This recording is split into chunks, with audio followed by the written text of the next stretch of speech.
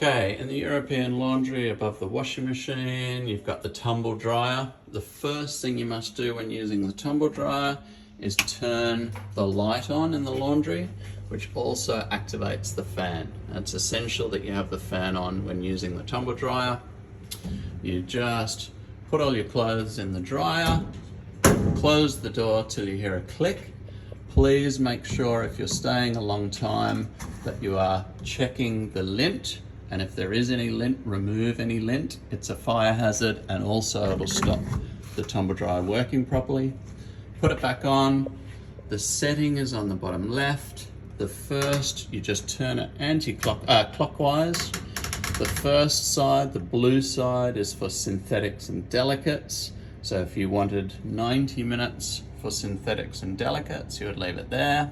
If you're just doing a regular load, you want it in the grey zone, and over here would be 90 minutes for grey. And to turn the dryer on, you just push it in and it starts. To turn it off, you can either twist the nozzle to the end or simply open the door.